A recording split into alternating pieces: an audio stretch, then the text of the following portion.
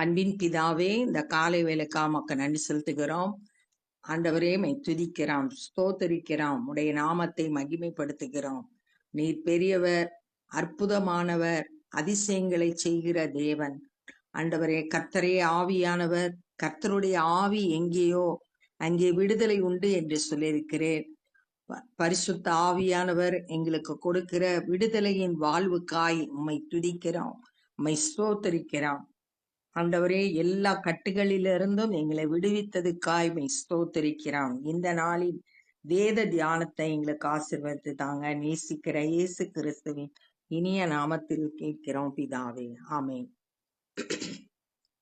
லூக்கா 20வது அதிகாரம் 27வது வசனம். உயிர்த்தெழுதல் இல்லை என்று சாதிக்கிற சதுசேயரில் சிலர் அவரிடத்தில் வந்து, இயேசு கிறிஸ்துவனிடத்துல சதுசேயர் வர்றாங்க.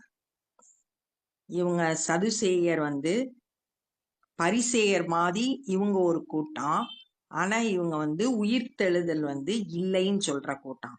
அப்போஸ்தலர் 23:8 வாஸ்து பார்த்தோம்னா அங்க சதுசேயரை பத்தி சொல்லியிருக்கு. அவங்க தேவதூதன், ஆவி இதெல்லாம் நம்ப மாட்டாங்க அப்படின்னு சொல்லிட்டு சொல்லப்பட்டிருக்கு. இவங்களுக்கு உயிர்த்தெழுதலின்ல விசுவாசம் இல்ல, நம்பிக்கை இல்ல. போதகரே, ஒருவன் மனைவியை உடையவனாயிருந்து பிள்ளை இல்லாமல் இறந்து போனால் அவனுடைய சகோதரன் அவன் மனைவியை விவாகம் பண்ணி தன் சகோதரனுக்கு சந்தானம் உண்டாக்க வேண்டும் என்று மோசே எங்களுக்கு எழுதியிருக்கிறாரே. ஒருத்தன் இறந்து போனா அவன் மனைவி சகோதரனை திருமணம் செய்து அவனுக்கு சந்தானம் உண்டாக்கணும். உபாகமம் 25வது அதிகாரம் 5-6 வசனத்துல இது சொல்லப்பட்டிருக்கு. ஒருத்தன் இறந்து போனா சகோதரன் திருமணம் செய்யணும். அவங்களுக்கு மூத்த மகன் பிறக்கும்போது அந்த இறந்து போனவனோட பேரை அவனுக்கு வைக்கணும் அப்படின்னு சொல்லிட்டு சொல்லப்பட்டிருக்கு.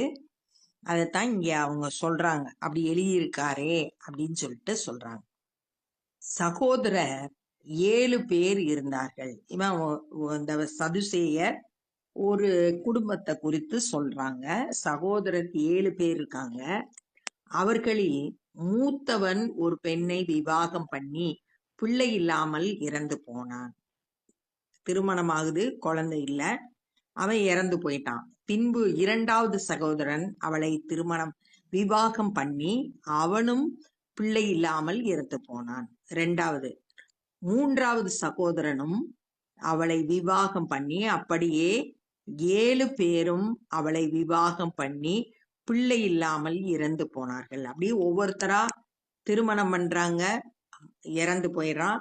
அடுத்து திருமணம் பண்றான், அவன் இறந்து போயிடறான். இப்படி 7 சகோதரனும் அந்த பெண்ணை திருமணம் பண்றாங்க. எல்லாருக்கும் பின்பு அந்த ஸ்திரீயும் இறந்து போனாள். கடைசியில அந்த பெண்ணும் இறந்து போனாள். இவ்விதமாய் 7 பேரும் அவளை விவாகம் பண்ணி இருக்க, 7 பேருமே திருமணம் பண்ணிருக்கா. உயிர்த்தெழுதலில் அவர்களில் எவனுக்கு அவள் மனைவியாய் இருப்பாள் என்று கேட்டார்கள். இவங்களுக்கு உயிர்த்தெழுதல்ல நம்பிக்கை இல்ல. ஆனா இவங்க கேள்வி கேட்கறது, உயிர்த்தெழுதல்ல அவன் யாருக்கு மனைவியாய் இருப்பான் அப்படின்னு ஒரு கேள்விய கேட்கிறாங்க. இயேசுவின் இடத்துல இந்த கேள்விய சதுசேயர் கேட்கிறாங்க. இயேசு அவர்களுக்கு பிரதியுத்தரமாக, இந்த பிரபஞ்சத்தின் பிள்ளைகள் பெண் கொண்டும் பெண் கொடுத்தும் வருகிறார்கள். இந்த பிரபஞ்சத்தின் பிள்ளைகள், இந்த உலகத்துல வாழ்ற பிள்ளைகள் பெண்ணை எடுத்து பெண்ணை கொடுத்து திருமணம் செய்து வாழ்றாங்க. மறுமையையும் மரித்தோரிலிருந்து உயிர்த்தெழுதலையும் அடைய பாத்திரராக எண்ணப்படுகிறவர்களோ. மறுமை, இந்த உலக வாழ்க்கை முடிந்த பிறகு அடுத்து ஒரு வாழ்க்கை இருக்கு, அதுதான் மறுமை. அந்த மறுமையில மரித்தோரிலிருந்து உயிர்த்தெழுதல் அடையும் போது பெண் கொள்ளுவதும் இல்லை, பெண் கொடுப்பதும் இல்லை. திருமணம்ன்ற உறவு அங்க இல்ல. கணவன் மனைவி உறவு உயிர்த்தெழுதல்ல கிடையாது. அவர்கள் இனி மரிக்கவும் மாட்டார்கள். உயிர்த்தெழுந்த பிறகு மரணம் கிடையாது. நித்தியமா ஆண்டவரோடு கூட நம்ம வாழ போறோம். நித்திய வாழ்க்கை. அவர்கள் உயிர்த்தெழுதலின் ஆனபடியால் தேவதூதருக்கு ஒப்பானவர்களாய் தேவனுடைய பிள்ளைகளுமாய் இருப்பார்கள். உயிர்த்தெழுதபடியினால அவங்க தேவதூதர்களை போல மறுரூபமாக்கப்பட்டு மகிமையின் சரீரம் நமக்கு கொடுக்கப்படும். அதனால நம்ம தேவதூதர்களை போல இருப்போம், தேவனுடைய பிள்ளைகளாய் இருப்போம். இதை குறிச்சு ரோமர்ல அப்போஸ்தலர் பவுல் என்ன சொல்றாரு அப்படின்னா, ரோமர் 8வது அதிகாரத்துல 20 இருந்து 23 வரையிலும் உள்ள வசனங்கள்ல அந்த உயிர்த்தெழுதலை குறித்து சொல்லப்பட்டிருக்கு. அதுல 23வது வசனம், ஆவியின் முதல் பலன்களை பெற்ற நாமும் கூட நம்முடைய சரீர மீட்பாகிய புத்திர சுவீகாரம் வருகிறதற்கு காத்திருந்து நமக்குள்ளே தவிக்கிறோம். அந்த நம்பிக்கையினாலே நாம் ரட்சிக்கப்பட்டிருக்கிறோம் அப்படின்னு சொல்லியிருக்காரு. சரீர மீட்பு அப்படின்றது மறுரூபமாக்கப்பட்ட ஒரு சரீரம் நமக்கு கொடுக்கப்படும். அது மகிமையான சரீரமா இருக்கும். இதை குறிச்சு 1 கொரிந்தியர் 15வது அதிகாரத்துல 52, 53 ஆகிய வசனங்கள்ல எக்காலம் தொனிக்கும், அப்பொழுது மரித்தோர் அழிவில்லாதவர்களாய் எழுந்திருப்பார்கள். மரித்தவங்க அதுக்கப்புறம் உயிரோடு எழுந்த பிறகு அழிவில்லாதவர்களாக எழுந்திருப்பார்கள். இனி மரணம் கிடையாது. நாமும் மறுரூபமாக்கப்படுவோம். உயிரோடு இருக்கிறவங்க மறுரூபமாக்கப்படுவாங்க. அழிவுள்ளதாகிய இது அழியாமையும், அழிவுள்ளதாகிய நம்மளோட சரீரம் அழியாமையை பெற்றுக்கொள்ளும். சாவுக்கேதுவாகிய இது சாவாமையை தரித்து கொள்ளும். நம்ம என்றென்றும் நித்தியமா அவரோடு கூட வாழுகிற அந்த வாழ்க்கை நமக்கு கொடுக்கப்பட்டிருக்கு. அதனால உயிர்த்தெழுகும் போது நம்ம தேவ தூதர்களுக்கு ஒப்பாவும் தேவனுடைய பிள்ளைகளாய் இருக்கிறோம். 37வது வசனம், அன்றியும் மரித்தோர் எழுந்திருப்பார்கள் என்பதை மோசேயும் முச்செடியை பற்றிய வாசகத்தில் காண்பித்திருக்கிறார். மோசே மரித்தோர் உயிர்த்தெழுவாங்க அப்படின்றத முச்செடியில் தோன்றிய சம்பவம் யாத்ராகமம் 3வது அதிகாரத்துல சொல்லப்பட்டிருக்கு. தேவன் முச்செடியில தோன்றி மோசேயோடு பேசினார் அப்படின்னு சொல்லிட்டு வாசிக்கிறோம். அப்ப அந்த பகுதியில எப்படி எனில், கர்த்தரை ஆபிரகாமின் தேவன் என்றும் ஈசாக்கின் தேவன் என்றும் யாக்கோபின் தேவன் என்றும் சொல்லி இருக்கிறார். எப்படின்னா, ஆபிரகாமின் தேவன், ஈசாக்கின் தேவன், யாக்கோபு, ஆபிரகாமோட மகன் ஈசாக்கு, ஈசாக்கோட மகன் யாக்கோபு, அவங்களோட தேவன் அப்படின்னு சொல்லிட்டு சொல்றாரு. ஆனா மோசே வாழ்ந்த காலத்துல அவங்க இல்ல, ஏற்கனவே அவங்க வாழ்ந்து முடிச்சிட்டாங்க. ஆனா அவங்க ஆபிரகாமின் தேவன், ஈசாக்கின் தேவன், யாக்கோபின் தேவன் அப்படின்னு சொல்றது மூலம் அவங்க உயிர் உள்ளவர்களா சொல்லப்பட்டிருக்காங்க. ஏனெனில் அவ மரித்தோரின் தேவனாயிராமல் ஜீவன் உள்ளோரின் தேவனாய் இருக்கிறார். அவர் மரித்தவங்களுக்கு தேவன் கிடையாது, உயிரோடு இருக்கிறவங்களுக்கு தேவன். ஆபிரகாம், ஈசாக்கு, யாக்கோபு என்பவர்கள் உயிரோடு இருக்கிறவர்களாக சொல்லப்பட்டிருக்கு. எல்லாரும் அவருக்குள் பிழைத்திருக்கிறார்கள். எல்லாரும் தேவனுக்குள்ள நம்ம பிழைத்திருக்கிறோம். இந்த உலக வாழ்க்கையோடு நம்ம வாழ்க்கை முடிந்து போறதில்ல. என்றென்றைக்கும் அவரோடு கூட வாழ போற நித்திய வாழ்க்கை இருக்கு. இது அந்த எப்படி இருக்கும் பரலோக வாழ்க்கை அப்படின்றத வெளிப்படுத்தல் 21வது அதிகாரம் 22, 23 ஆகிய வசனங்கள்ல அதிலே தேவாலயத்தை நான் காணவில்லை, சர்வ வல்லமையுள்ள தேவனாகிய கர்த்தரும் ஆட்டுக்குட்டியானவருமே அதற்கு ஆலயம். நகரத்திற்கு வெளிச்சம் கொடுக்க சூரியனும் சந்திரனும் அதற்கு வேண்டுவதில்லை. தேவனுடைய மகிமையே அதை பிரகாசித்தது. ஆட்டுக்குட்டியானவரே அதற்கு விளக்கு. சூரியன் சந்திரன் எல்லாம் கிடையாது. தேவனோட மகிமை பிரகாசமா இருக்கும். அடுத்து அதிலே 27வது வசனம், தீட்டுள்ளதும் அருவருப்பையும் பொய்யையும் நடப்பிக்கிறதுமாகிய ஒன்றும் அதில் பிரவேசிப்பதில்லை.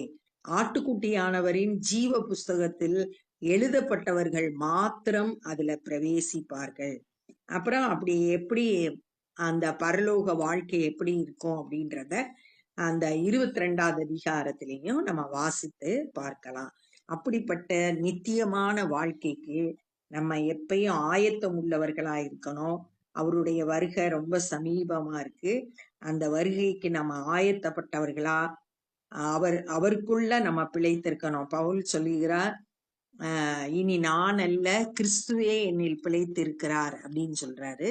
கிறிஸ்து நமக்குள்ள பிழைத்திருந்து அவருக்கு மகிமையா சாட்சியா வாழும்படியா நம்மளை ஒப்பு கொடுக்கணும். இந்த நாள்ல நம்ம என்ன கற்றுக்கொள்றோம்னா, சதுசேயர் இயேசு கிறிஸ்துவனிடத்துல கேட்கிறாங்க, ஒரு சகோதரன் 7 சகோதரர் இருந்தாங்க. ஒருத்தன் மரித்த பிறகு அவன் திருமணம் செய்த பெண் அடுத்த சகோதரனை திருமணம் செய்யறான், அவனும் மரித்து போயிறான். இது மாதிரி 7 சகோதரரும் அந்த பெண்ணை திருமணம் செய்யறாங்க, மரித்து போறாங்க. அதுக்கப்புறம் அந்த பெண்ணும் மரித்து போனா, உயிர்த்தெழுதல் வரும்போது அவள் யாருடைய மனைவியா இருப்பாள் அப்படின்னு ஒரு கேள்வியை கேட்கும்போது இயேசு அவங்களுக்கு பதில் சொல்றாரு, இந்த உலகத்துல இருக்கும்போது பெண் கொண்டு பெண் கொடுத்து திருமண உறவு உண்டு. ஆனா உயிர்த்தெழுததுக்கு அப்புறம் திருமண உறவு கிடையாது. ஆண் பெண் கணவன் மனைவின்ற உறவு கிடையாது. அந்த மறுமையில மரித்தோரின் உயிர்த்தெழுதல்ல திருமண வாழ்க்கை கிடையாது. அவங்க என்றென்றைக்கும் மரிப்பதில்லை. உயிர்த்தெழுதலின் பிள்ளையா இருக்காதனால தேவதூதரை போல இருப்பாங்க, தேவனுடைய பிள்ளைகளா இருப்பாங்க அப்படின்னு சொல்லிட்டு மோசே முச்செடியில தேவன் தோன்றும் போது அந்த நேரத்துல ஆபிரகாமின் தேவன், ஈசாக்கின் தேவன், யாக்கோபின் தேவன் சொல்லியிருக்காரு.